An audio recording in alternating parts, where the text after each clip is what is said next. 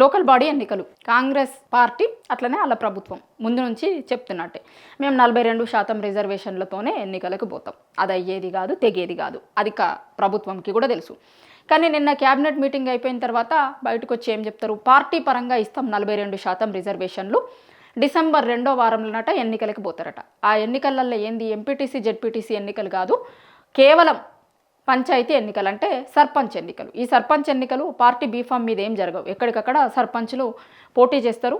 అక్కడ ఆ ఊరి పరిస్థితులు, వాళ్ళకు ఉన్నటువంటి పేరు, ఇట్లా రకరకాల ఇష్యూస్ పరిగణలోకి తీసుకుంటారు సర్పంచ్ ఎన్నికలల్లో. ఒక పార్టీ గుర్తు మీద జరిగే ఎన్నికలు కాదు కాబట్టి అక్కడ ఆ ఊర్లో ఆయనకు ఉన్నటువంటి పేరేంది, ఏంటిది, గతంలో ఎప్పుడన్నా సర్పంచ్గా చేసిండా, లేకపోతే చేస్తే కనుక ఆయనే మన గ్రామానికి మంచి చేయగలుగుతాడా, ఇట్లా రకరకాల ఈక్వేషన్స్ చూసుకొని సర్పంచ్లనే ఎన్నుకుంటారు ఊర్లలో ఎప్పుడైనా సరే. సో అట్లా ప్రభుత్వం ఇప్పుడు ఆ సర్పంచ్ ఎన్నికలకు పోతుందట. డిసెంబర్ 2వ వారంలో సర్పంచ్ ఎన్నికలు పెడతామంటున్నారు. ఎంపీటీసీ జెడ్పీటీసీ ఎన్నికలకు సంబంధించింది ఇంకేం చెప్పలేదు. ఎందుకంటే ఇప్పుడు మొన్న జూబ్లీహిల్స్ ఉప ఎన్నిక అయిపోయిన తర్వాత ఇక మొత్తం లోకల్ బాడీ ఎన్నికలకు పోతారు. లోకల్ బాడీ ఎన్నికలు జరుగుతాయి అని ఎక్స్పెక్ట్ చేసిరు అందరూ.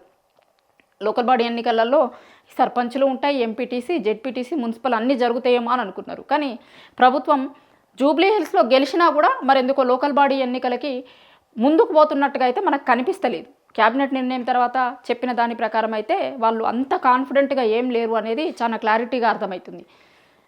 అంత కాన్ఫిడెంట్గా లేరు కాబట్టి ఫస్ట్ సర్పంచ్ ఎన్నికలకు పోతాము అంటున్నారు. అది చూసిన తర్వాత దాని రిజల్ట్స్ చూసిన తర్వాత మరి మిగతా ఎన్నికలకి పోతారా, దానికి సంబంధించి ఎట్లాంటి స్టాండ్ తీసుకుంటుంది ప్రభుత్వం అనేది చూడాలి. అయితే ఇప్పుడైతే పార్టీ పరంగా 42% రిజర్వేషన్లు ఇచ్చి పోతాము అంటున్నారు, పంచాయతీ ఎన్నికలకు పోతాము అంటున్నారు. సో బీసీలు ముందు నుంచి వ్యతిరేకిస్తున్నారు ప్రభుత్వ నిర్ణయాన్ని. మీరు బీసీలను మోసం చేసేందుకే డే 1 నుంచి ప్రయత్నిస్తున్నారు. అది ఆర్డినెన్స్ తీసుకొచ్చుడు కావచ్చు, లేకపోతే బిల్లు ఇక్కడ ఉంది అని మీరు పోయి ఢిల్లీకి పోయి ధర్నాలు చేసుడు కావచ్చు. ఇట్లా ఒక్కటి కాదు, కామారెడ్డిలో డిక్లరేషన్ ఇస్తాము అని చెప్పిన రోజు నుంచి ఇవాల్టి వరకు, నిన్న క్యాబినెట్ మీటింగ్ వరకు, కామారెడ్డి నుంచి క్యాబినెట్ మీటింగ్ వరకు కూడా బీసీలను మోసం చేసేందుకే కాంగ్రెస్ పార్టీ చూస్తుంది అనేది బీసీ నాయకులు చెప్తున్నారు. అయితే మనం ఒక్కసారి రాజారాం యాదవ్ గారికి ఫోన్ చేద్దాం. కాంగ్రెస్ ప్రభుత్వం తీసుకున్నటువంటి నిర్ణయాన్ని ఎట్లా చూస్తారు, వీళ్ళు బీసీలకి ఏం చెప్పాలనుకుంటున్నారు, 42% రిజర్వేషన్లు లేకుండానే ఇప్పుడు మరి పంచాయతీ ఎన్నికలకి సర్పంచ్ ఎన్నికలకి పోతాము అంటున్నారు కదా. సో ఈ నిర్ణయాన్ని ఎట్లా చూస్తారు వాళ్ళు అనేది ఒకసారి మనం రాజారాం యాదవ్ గారికి ఫోన్ చేద్దాం. రాజారాం యాదవ్ గారు, మీరు చూసుంటారు నిన్న క్యాబినెట్ మీటింగ్ తర్వాత మంత్రులు చెప్పినటువంటి దాన్ని. ఇప్పుడు పంచాయతీ ఎన్నికలు పెడతాము అంటున్నారు, సర్పంచ్ ఎన్నికలు, దాంట్లో పార్టీ పరంగా 42% రిజర్వేషన్ ఇస్తాము అంటున్నారు. మీరేమంటారు దీని మీద? చూడమ్మా, ఎంత కాంగ్రెస్ పార్టీ ద్వంద్వ వైఖరి, మోసపూరితమైన వైఖరి కనిపిస్తున్నది. నిన్న జూబ్లీహిల్స్ ఎలక్షన్లనేమో బీసీ అభ్యర్థి అని చెప్పి బీసీల ఓట్లు దండుకొని గెలవగానే బీసీల గొంతు కోసే కార్యక్రమం. చూడండి ఎంత దుర్మార్గం, ఎంత మోసపూరితమైన వైఖరి కాంగ్రెస్ పార్టీ కలిగి ఉన్నది. చరిత్ర పొడుగున ఈ రోజు కాదు, ప్రతి సందర్భంలో అంటే కడుపులో కత్తులు పెట్టుకొని రేవంత్ రెడ్డి గారు నోటితో మాట్లాడి నొసటితో వెక్కిరించినట్లుగా రేవంత్ రెడ్డి వైఖరి కొనసాగుతున్నది. అంటే చూడండి, నిన్న కాంగ్రెస్ పార్టీ బీసీల ఓట్లు వేయించుకొని నవీన్ యాదవ్ ను గెలిపించుకొని బీసీలు మాకు న్యాయం జరుగుతుందని చెప్పి వేసినందుకు ఇవాళ గొంతు వసే కార్యక్రమము, అంటే మన వేలుతో మన కన్నును పొడిసే కార్యక్రమము. ఆయన మొత్తం అలెగ్జాండర్ కదా, గ్రీక్ వీరులాగా విజయం సాధించినట్టు నేను మొత్తంగా నేను విజయం సాధించిన, నాకు ఎదురు లేదని చెప్పేసి రేవంత్ రెడ్డి గారు బీసీలని మోసం చేసే కార్యక్రమానికి తెరలేపిండు. ఇవాళ పార్టీ పరంగా బీసీలకు రిజర్వేషన్లు ఇచ్చి ఎన్నికలకు పోతే గెలుస్తా అని చెప్పేసి అనుకుంటుండేమో బొంద పెడతారు రాజకీయంగా కాంగ్రెస్ పార్టీని తెలంగాణ ప్రాంతంలో. ఇవాళ నిన్ను మోసం చేసి జూబ్లీహిల్స్ లో రకరకాల పద్ధతులు నువ్వు గెలిచినావు, కానీ అది నైతికంగా నువ్వు ఓడిపోయినావు.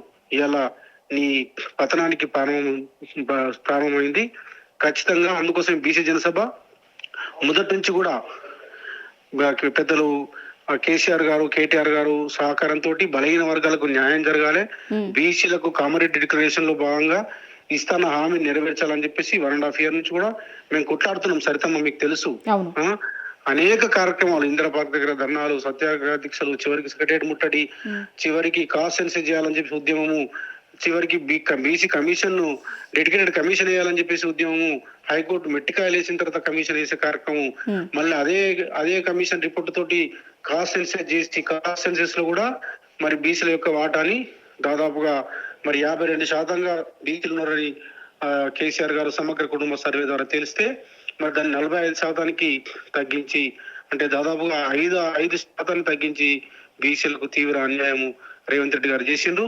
ఆ క్రమంలో ప్రతి సందర్భంలో రాజకీయం, ప్రతి సందర్భం మోసపూరిత వైఖరి, తానా అనే సంఘాలతోటి తప్పలా కొట్టే సంఘాలతోటి మీటింగ్లు పెట్టుకోవడము, ఢిల్లీకి వెళ్ళి ధర్నా పెట్టడం ఎంత దారుణం అంటే కాంగ్రెస్ పార్టీ. కానీ రాజారాం యాదవ్ గారు ఇప్పుడు పంచాయతీ ఎన్నికలలో సర్పంచ్ ఎన్నికలకి అసలు పార్టీ గుర్తు మీదే జరగవు కదా, అట్లాంటి వాటిలలో పార్టీ పరంగా 42% రిజర్వేషన్ ఇస్తాము అని చెప్పడం ఏంది?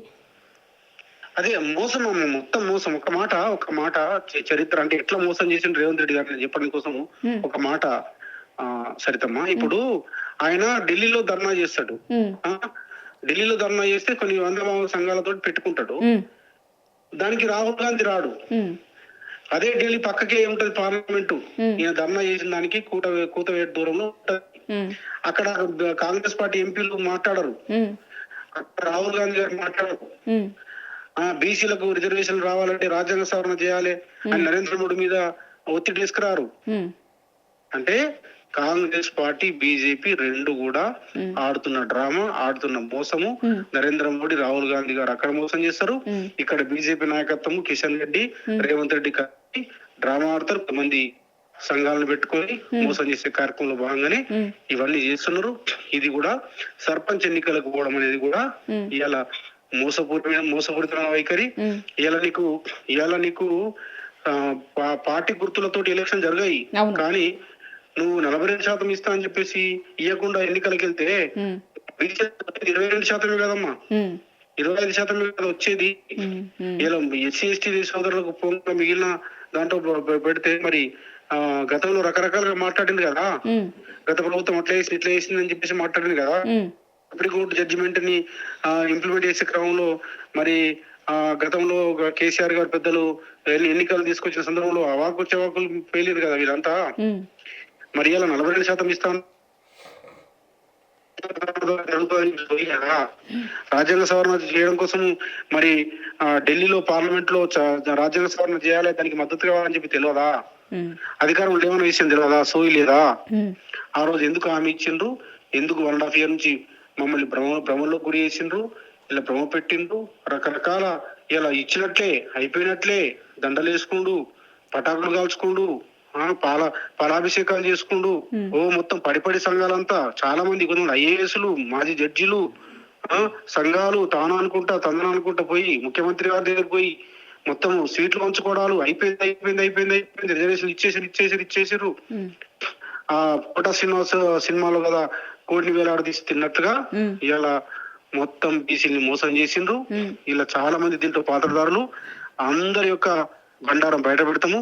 గతంలోనే అసెంబ్లీలో బిల్లు పెడితే అన్ని పార్టీలు సపోర్ట్ చేసినాయి. కేటీఆర్ గారు అయితే అద్భుతంగా అసెంబ్లీలో మేము అవుట్ రైట్ గా సపోర్ట్ చేస్తాం, మీరేం చేస్తారో చేయండి అని చెప్పేసి ఏం మాట్లాడకుండా ఆయన మోసం చేస్తారని తెలిసి కూడా చెప్పడం జరిగింది బిల్లుకు.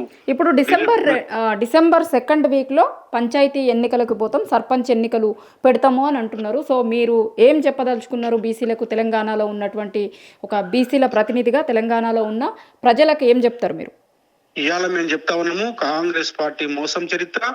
ఆ రోజు ఇందిరాగాంధీ మొదలుకొని, నెహ్రూ మొదలుకొని, రాజీవ్ గాంధీ, రాహుల్ గాంధీ వరకు ఈ దేశంలోనే కాంగ్రెస్ పార్టీ మోసం చేసింది. ఆ రోజు నుంచి కూడా ఉమ్మడి ఆంధ్రప్రదేశ్ లో కాంగ్రెస్ పార్టీ అంటేనే బీసీ పార్టీ. అందుకోసమే ఇవాళ మేము 24వ తారీఖు నాడు కార్యక్రమం తీసుకున్నాము. ఈ కాంగ్రెస్ పార్టీ బీజేపీ పార్టీ ఆడుతున్న నాటకానికి తెరలేపడం కోసము, తెరదీయడం కోసము మేము ఆ శాంతియుత ధర్నా కార్యక్రమానికి పిలుపునిచ్చినాము. కాంగ్రెస్ పార్టీ ఆఫీస్ ముందు, అట్లాగే బీజేపీ ఆఫీస్ ముందు. ఇవాళ దాంతో ఆగము. రేపు ఖచ్చితంగా వీళ్ళకి జరగాల్సింది ఇక్కడ ప్రజాకోట వేస్తాం మేము. ఇదే ఎన్నికల్లో ఈ కాంగ్రెస్ పార్టీని, బీజేపీని, ముఖ్యంగా కాంగ్రెస్ పార్టీని బొంద పెడతారు. రేవంత్ రెడ్డిని రాజకీయంగా సమాధి చేస్తారు బీసీలు. ఓకే అండి, థ్యాంక్ యూ. ఇది బీసీలకు 42% రిజర్వేషన్లు లోకల్ బాడీ ఎన్నికలలో ఇస్తాము అని కామారెడ్డిలో డిక్లరేషన్లో చెప్పారు. మరి ఆ రోజు ఎందుకు చెప్పారు? ఆ రోజు ఇవన్నీ తెలియదా? టెక్నికల్గా ఇన్ని ఇబ్బందులు ఉంటాయి, అసలు చట్టపరంగా మనం ఇవ్వగలుగుతామా లేదా ఇట్లాంటివి ఏమీ ఆలోచించకుండా ఇచ్చి ఇప్పుడేమో కోర్టులో కేసులు ఉన్నాయి, ఇంకొకటి ఉంది అని చెప్పి మభ్యపెట్టే ప్రయత్నం చేస్తున్నారు. దాంతోపాటు అసలు పంచాయతీ ఎన్నికలలో సర్పంచ్ ఎన్నికలు వీటిలలో పార్టీ గుర్తుతోనే జరగవు ఎన్నికలు. అసలు పార్టీ గుర్తుతోనే జరగని ఎన్నికలలో 42% రిజర్వేషన్ మేము ఇస్తున్నాము అని కాంగ్రెస్ పార్టీ ఎట్లా చెప్తుంది? ఏమన్నా పార్టీ బీఫామ్లు ఇస్తుందా? వాటికి ఇవ్వరు కదా. ఎంపీటీసీ జెడ్పీటీసీ ఎన్నికలంటే వేరు, కానీ ఇప్పుడు ఓన్లీ సర్పంచ్ ఎన్నికలు పెడతామంటున్నారు. సో వీళ్ళు చెప్తున్న మాటలని, చేస్తున్న మోసాలను బీసీలు అందరూ చూస్తున్నారు, అబ్జర్వ్ చేస్తున్నారు. ఒకవేళ తెలియని వాళ్ళకి కూడా ఇంకా మేము చెప్పే ప్రయత్నం చేస్తాము. బీసీలకి ఎంత నమ్మక ద్రోహం చేస్తుంది కాంగ్రెస్ పార్టీ అనేది ప్రతి ఒక్కరికి విడమర్చి చెప్పే ప్రయత్నం చేస్తాము అంటున్నారు.